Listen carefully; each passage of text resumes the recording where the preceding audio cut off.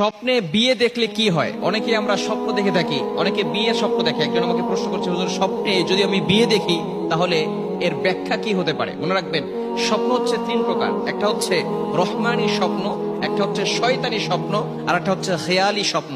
রহমানি স্বপ্ন মানে হচ্ছে আল্লাহর পক্ষ থেকে যে স্বপ্নগুলো আসে, ভালো স্বপ্নগুলো সেটা আল্লাহর পক্ষ থেকে আসে। খারাপ স্বপ্ন এটা শয়তানের পক্ষ থেকে আসে।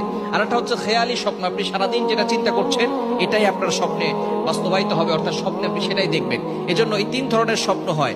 বিশেষ করে শেষ রাতে যে স্বপ্নগুলো দেখা হয় এগুলো তার উপরে প্রভাব পড়ার একটা আলামত থাকে। আমরা দিনের বেলা যে স্বপ্ন দেখি তার প্রভাব কিন্তু মানুষের উপরে সাধারণত পড়ে না। যদি কোনো ব্যক্তি নিজের বিয়ের স্বপ্ন দেখে যে সে নিজে বিয়ে করতেছে, তাহলে এর দ্বারা ভয় পাওয়ার কোনো কারণ নাই। আল্লাহ পাক রব্বুল আলামিন অতি শীঘ্রই তাকে সম্পদের মালিক বানাবেন, বলেন সুবহানাল্লাহ। আল্লাহ তাআলা অতি শীঘ্রই তাকে সম্পদের মালিক বানিয়ে দিবেন। এজন্য যদি কেউ নিজের বিয়ে দেখে তাহলে আল্লাহ পাক রব্বুল আলামিন তাকে অতি শীঘ্রই সম্পদের মালিক বানাবেন। কারণ আল্লাহ তাআলা পবিত্র কোরআনুল কারীমের ভিতরে নিজেই বলে দিয়েছেন, সূরাতুন নূরের ভিতরে 18 নম্বর পারার 15 নম্বর পৃষ্ঠা রয়েছে, ওয়ানকিহুল আয়ামা মিনকুম ওয়াস-সালিহিনা মিন ইবাদিকুম। যদি কোনো ব্যক্তি দারিদ্র থাকে, গরীব থাকে এবং সে যদি বিয়ে করে, আল্লাহ পাক রব্বুল আলামিন বিয়ের মাধ্যমে তাকে আল্লাহ তাআলা ধনী বানিয়ে দিবেন, বলেন সুবহানাল্লাহ। এজন্য কোনো ব্যক্তি যদি স্বপ্নে দেখে বিয়ে করছে, আল্লাহ পাক রব্বুল আলামিন দ্রুতই তাকে সম্পদের মালিক বানিয়ে দিবেন। নাম্বার 2, দ্বিতীয় নাম্বার হচ্ছে, যদি কেউ স্বপ্ন দেখে অন্যের বিয়ে হচ্ছে, অর্থাৎ তার কোনো ফ্রেন্ড সার্কেলের বিয়ে হচ্ছে অথবা তার আত্মীয় স্বজনের বিয়ে হচ্ছে, এটা যদি কেউ দেখে তাহলে আল্লাহ পাক রব্বুল আলামিন তার নেক আশা পূরণ করবেন এবং তার সংসারের ভিতরে সুখ শান্তি বৃদ্ধি করে দিবেন। সুবহানাল্লাহ বলতে পারলেন না?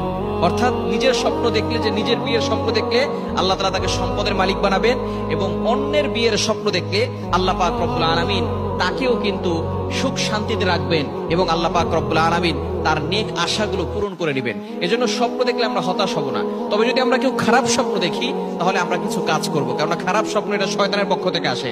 এবং স্বপ্নের কথা কাউকে বলবো না। আমরা অনেক সময় স্বপ্ন মানুষের কাছে ব্যক্ত করি, খবরদার এটা কখনো করবেন না। আপনি যদি খারাপ স্বপ্ন দেখেন, ঘুম ভেঙে যায়, রাতের বেলা উঠার সাথে সাথে আপনি বাম দিকে 3 বার থুতু নিক্ষেপ করবেন। বাম দিকে ফু দিবেন না, 3 বার থুতু নিক্ষেপ করবেন। এবং দ্বিতীয় নাম্বার হচ্ছে আউযু বিল্লাহি মিনাশ শাইতানির রাজিম পড়বেন। তৃতীয় নাম্বার, যেদিকে কাত হয়ে আপনি স্বপ্ন দেখেছেন তার বিপরীত দিক হয়ে ঘুমিয়ে যাবেন। ফর এক্সাম্পল, আপনি ডান দিকে কাত হয়ে স্বপ্ন দেখেছেন, তাহলে আপনি বাম দিকে ফিরে ঘুমিয়ে যাবেন। যদি বাম দিকে স্বপ্ন দেখেন তাহলে আপনি ডান দিক হয়ে ঘুমিয়ে যাবেন। এরপরে এই স্বপ্নের কথা আপনি কাউকে বলবেন না। ভালো করে মনে রাখেন, খারাপ স্বপ্ন দেখলে যদি কোনো হক্কানি আলেম হয় এবং যিনি স্বপ্নের ব্যাখ্যা করতে জানেন তার কাছে বলতে পারেন। এছাড়া আপনি কোনো মানুষের কাছে বলবেন না, কেননা স্বপ্নের ব্যাখ্যা যদি কেউ উল্টা পাল্টা করে ফেলে তাহলে কিন্তু এই স্বপ্নের ব্যাখ্যা আপনার উপরে প্রভাব পড়বে।